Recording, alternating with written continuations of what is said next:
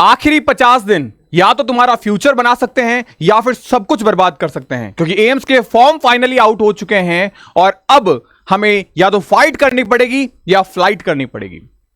आखिरी 50 दिन है आपके पास में और ये वो टाइम पीरियड है जब हमें अपने आप को पूरा फोकस करना होगा हमारी स्टडी के ऊपर, तब जाके आपका जो सपना है एम्स बीएससी नर्सिंग का, वो सपने को साकार कर सकते हो। एक हाथ के अंदर आपका एप्रन, आपका स्टेथोस्कोप, आपका लैपटॉप, आपका आईपैड हो, ये सपना अगर साकार करना है तो 50 दिन आपके पास में है। मोस्ट वेलकम है आप सभी का एक बार फिर से एम्स नर्सिंग इंस्टीट्यूट के शानदार प्लेटफॉर्म पे। मैं आपका मेंटर, आपका बड़ा भाई, हमेशा की तरह कुछ इन्फॉर्मेटिव एंड कुछ एंगेजिंग लेके आ चुका हूं। आज मैं बताऊंगा आपको कि आखिर इन 50 दिनों में ये जो लड़ाई है एम्स की, वो हम कैसे लड़ सकते हैं और जो 1.5 लाख कैंडिडेट एक्सपेक्टेड बैठ सकते हैं उनसे कैसे हम फाइट करके टॉप 1500 जो सीटें हमारे पास होगी उनको अचीव कर सकते हैं। सबसे पहले आपको अटेंड करना है, ज्वाइन करना है इस टेलीग्राम चैनल को, बिकॉज ये बहुत ज्यादा जरूरी होगा आपके लिए। मैं लिख के दे रहा हूं आपको, क्योंकि इस टेलीग्राम चैनल पे मैं आपके लिए क्वालिटी कंटेंट लेके आ रहा हूं। फिर वो चाहे जीके की पीडीएफ फाइल नोट्स हो या फिर आपके पीसीबी, फिजिक्स, केमिस्ट्री, बायो के इंपॉर्टेंट नोट्स हो, ये सारी चीजें आपको यहां पे डिलीवर की जाएगी। अब हम बात करें एक सरप्राइज के बारे में। ये सरप्राइज है आपके लिए फ्री टेस्ट। मैं आपको जे एकेडमी फॉर नर्सिंग की एप्लीकेशन के ऊपर फ्री टेस्ट कंडक्ट करवा रहा हूं। ये फ्री टेस्ट आपको कैसे मिलेंगे? आपको सिंपली जे एकेडमी की एप्लीकेशन को डाउनलोड करना है, लिंक डिस्क्रिप्शन बॉक्स में मिल जाएगा। डाउनलोड करके लॉगिन कर लीजिएगा। लॉगिन करने के बाद में लेफ्ट साइड में ये 3 लाइन्स होगी, इसे हैमबर्गर स्विच कहते हैं। यहां पे फ्री मटेरियल वाले सेगमेंट में टेस्ट पे आ जाइएगा। यहां आपको एम्स के नाम से फोल्डर मिल जाएगा, एम्स मेगा फ्री टेस्ट, और उस में आप पार्टिसिपेट कर सकते हैं। 2 टेस्ट आपके आ चुके हैं और आने वाले टाइम में आपके टेस्ट आ जाएंगे। हर टेस्ट में आप 50 मार्क्स भी इंक्रीज करते हो तो ये बहुत हेल्प करेगा आपके इनहैंस करने में स्कोर को। सबसे पहली बात, आज मैं आपको रियलिटी बताऊंगा, इमेजिनेशन बताऊंगा और आपको क्या करना चाहिए, और एक परफेक्ट टाइम स्केड्यूल, एक पूरा प्रॉपर टाइम मैं आपको बताऊंगा कि किस तरीके से आपको कितने टाइम में स्टडी करना है, कितने टाइम में रिवीजन करना है, वो सब कुछ एक दिन का जो स्केड्यूल होता है वो साथ में आपके साथ शेयर करूंगा। सबसे पहले ये वीडियो रियलिटी पे बेस्ड है। अभी हमारे पास 50 दिन है। कोई बच्चा एकदम सो के उठ के आके कहती है भैया क्या मैं एग्जाम की तैयारी कर सकती हूं, क्या एग्जाम निकल सकता है? तो मैं ऑनेस्टली कहूंगा नहीं निकल सकता।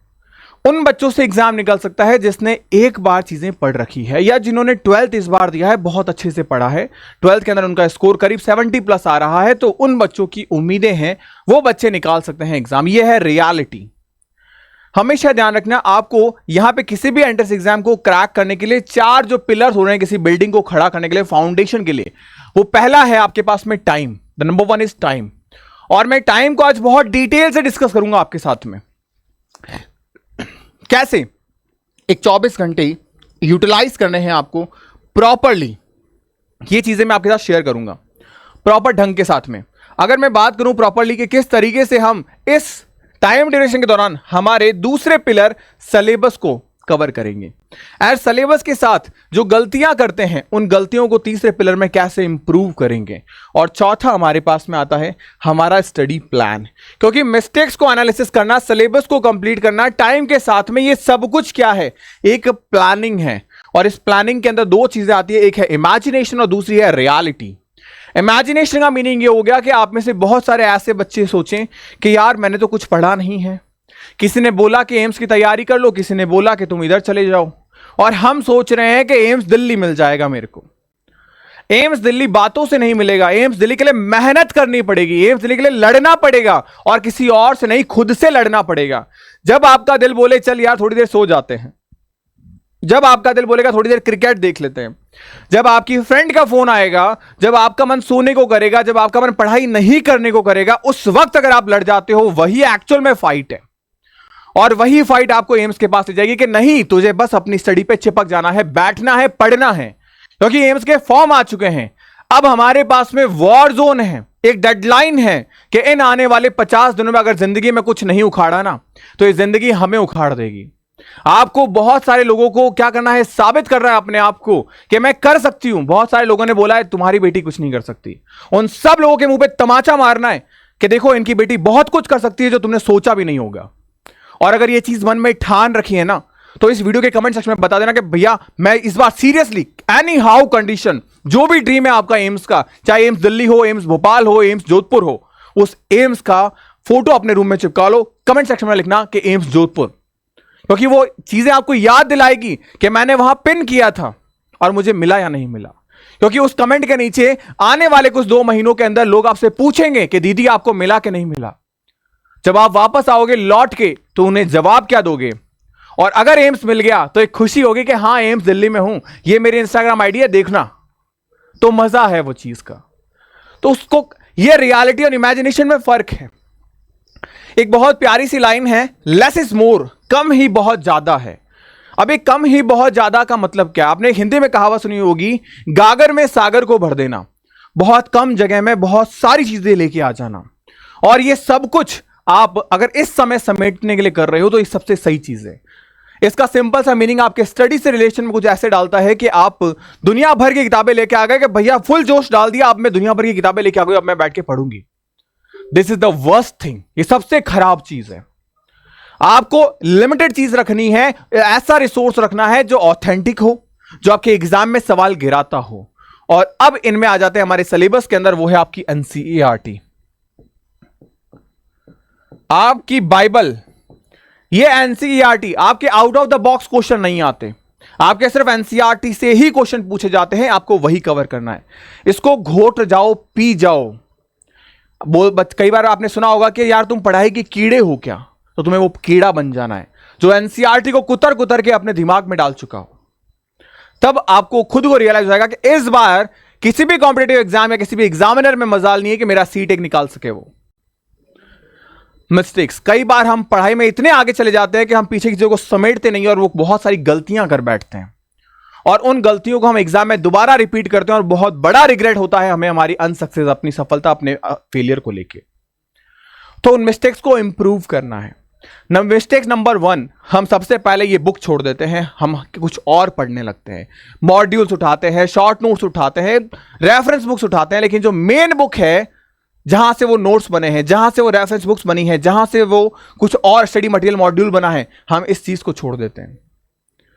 सेकंड मिस्टेक हम करते हैं क्वेश्चन से हटना।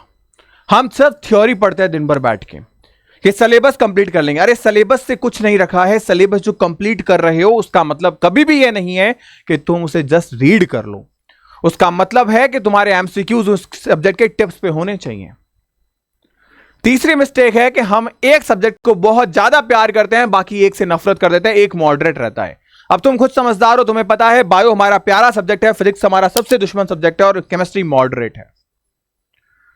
तो ये चीज सबसे एक बड़ी गलती है। हमें सबसे पहले हमारे दुश्मन से मिलना पड़ेगा, फिजिक्स से मिलना पड़ेगा, उससे दोस्ती करनी पड़ेगी, क्योंकि बायो तुम्हारा दोस्त है ही।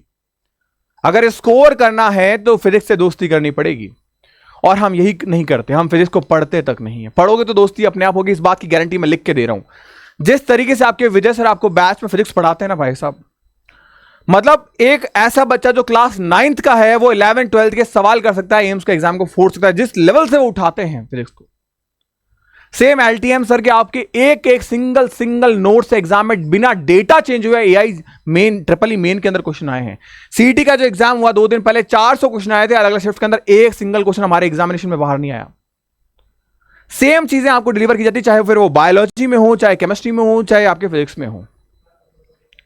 इन मिस्टेक्स को आप अवॉइड करो और एक प्रॉपर स्टडी प्लान बनाओ। स्टडी प्लान का मतलब क्या कि मुझे डे में इतना टॉपिक कवर करना है, वीकली इतना टॉपिक कवर करना है, हाफ वीकली इतना करना है, मंथली इतना करना है। ये प्रॉपर स्केड्यूल होगा तो आपके माइंड में चीजें पॉपअप करेगी, देख तू क्या कर रही है, चीजें छूट जाएगी, देख तू क्या कर रही है, चीजें रह जाएगी। तो वो चीजें आपको दोबारा ट्रैक पे लेके आएगी जब आपका एक प्रॉपर मेंटेनेंस होगा कि हाँ यार ये चीजें मुझे करनी है। अब सबसे बड़ी चीज होती है यहां पे एक फाउंडेशन टाइम टेबल का। मैं एक ऐसा टाइम टेबल लेके आया हूं आपके लिए जो आपके लिए थोड़ा सा फिजिबल है और इस 50 दिनों के लिए सबसे ज्यादा जरूरी है। मैंने सब्जेक्ट डिसाइड नहीं किए यहां पे, आपके लिए छोड़ा है, बट फिर भी एक मोटे तौर पे मैंने आपको एक ऐसा रफ आइडिया दिया है कि आपको क्या रखना चाहिए। सुबह आप आराम से उठो 5 बजे। उठने के बाद में आपको 1 घंटा रिवीजन करना है। मैं उन फालतू चीजों में बिल्कुल बिलीव नहीं करता कि आप 1 घंटा ना प्रॉपर जिम जाओ, एक्सरसाइज करो। आपके माइंड को रिलैक्समेंट में लेके आना ना 15 minute is more than enough. 15 minute enough होते हैं। छत पे जाओ, टहल लो, घर के आसपास टहल लो, ब्रश करते वक्त हरे भरे ताजी हवा ले लो, पेड़ पौधों को देखोगे, मजा आएगा। It's more than enough. हमें हेल्थ कॉन्शियस नहीं होना है, हमें स्टडी कॉन्शियस होना है। 1 घंटे आप रिवाइज करो। क्या रिवाइज करो? जो आपने पीछे वाले दिन पढ़ा था, आज वाले दिन का कुछ भी नहीं पढ़ना है। उसके बाद में 6 से 8 बजे तक आपका स्टडी स्लॉट फर्स्ट 2 घंटे का, या फिजिक्स पढ़ो। आप सबसे पहले फिजिक्स उठाओ। दिमाग एकदम शांत था, सोए थे, पूरी एनर्जी जो है वो आपके माइंड में स्टोर है, आप उसे प्रॉपरली यूटिलाइज कर सकते हो। फिजिक्स स्टार्ट करो। 8 से 9 बजे तक आप रेस्ट में हो, मेरी तरफ से आप फ्री हो, कुछ भी जो करना चाहे कर सकते हो।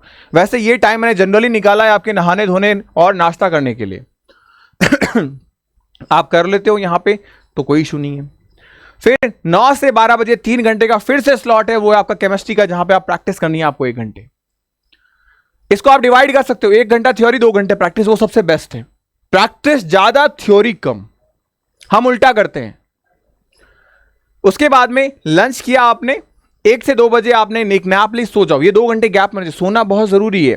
आप 2 ऐसे सब्जेक्ट कर चुके हो जिससे थोड़ी दोस्ती कम है, तो माइंड को रिलैक्स देना है, और 1 घंटा आदत डाल के 1 घंटा सो जाओ। फिर वापस 3 घंटे उठो, बायोलॉजी एमसीक्यू लगाओ दबा के।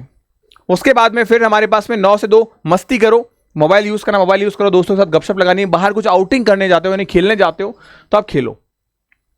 9 से 10 स्लॉट नंबर 4 फिर से हमारे पास बायोलॉजी पढ़ लो। इस बार इतना ही प्यार करना है बायो से, और कुछ टॉपिक तो ऐसे होते हैं जिसे आप बहुत जल्दी कवर कर सकते हो। और 10 से 11 आपको रिवीजन करना है, लेकिन अब रिवीजन क्या करना है? पूरे दिन में जो पढ़ा वो रिवाइज करना है। पूरे दिन में जो पढ़ा वो रिवाइज करना है, और नेक्स्ट 15 मिनट के अंदर, मतलब 11 से 11:15 तक आपको अगले दिन का प्लान कर लेना है कि मुझे क्या करना है। ये प्रॉपर स्केड्यूल आपका होना चाहिए। अगर ये स्केड्यूल है तो डेफिनेटली आप बहुत अच्छा अचीव कर जाओगे और अपने एग्जाम में सिलेक्शन ले जाओगे, ये मेरी गारंटी है आपसे। बस प्रॉपर्ली यही चीज आप फॉलो करना, बहुत अच्छे से आप एग्जाम देके आओगे। बाकी अगर आप प्रिपरेशन करने जा रहे हो तो एम्स का हमारा जो उम्मीद 4.0 बैच है वो आप ज्वाइन कर सकते हो, फास्ट ट्रैक बैच है वो आप ज्वाइन कर सकते हो। बहुत ही प्रॉपर सिस्टमैटिक वे से सारे बैचेस आपके चल रहे हैं, रन कर रहे हैं। आपकी गारंटेड बैच है। इट मीन्स अगर आपका सिलेक्शन नहीं हुआ तो यहां पे इस फास्ट ट्रैक बैच के अंदर आपको फीस जो है वो रिफंड हो जाएगी। फीस क्या हो जाएगी आपकी? रिफंड हो जाएगी। और सिर्फ ना केवल थ्योरी, आपको एमसीक्यू के लिए प्रैक्टिस भी दी है मैंने, और 1 नहीं 2 नहीं 170 टेस्ट दिए हैं मैंने, 170 टेस्ट डेली। अगर आप 3 टेस्ट भी देते हो ना, तब भी आपके टेस्ट खत्म नहीं होंगे। और ये सारे टेस्ट मैंने चैप्टर वाइज दिए हैं। हर एक सवाल आपके एमसीक्यू क्वेश्चन जो है वो आपके एग्जाम में आएगा। ये मैं हर साल एग्जाम में प्रूफ करता हूं, इस बार भी प्रूफ करूंगा। लेकिन मैं ये चाहूंगा कि आप उस परिणाम का हिस्सा बनो, ना कि व्यूअर बनो कि हाँ यार चलो मैं इस बार बैच लूंगी, यहां से एग्जाम में आता है। आप इस बात का प्रूफ बनो कि हाँ भैया आया था, हमने एग्जाम दिया था, इस बात का प्रूफ बनिएगा। बस इस तरीके से प्रिपरेशन करिए, डेफिनेटली आप अचीव कर सकते हो अपने एग्जाम को। बाकी फर्दर वीडियोस में लेके आता रहूंगा। अगर आप पहली बार इस वीडियो को देख रहे हैं तो वीडियो को लाइक एंड सब्सक्राइब जरूर करिएगा, बिकॉज बहुत सारा प्यार चाहिए मुझे आप लोगों से। Bye bye, take care, stay happy, stay healthy.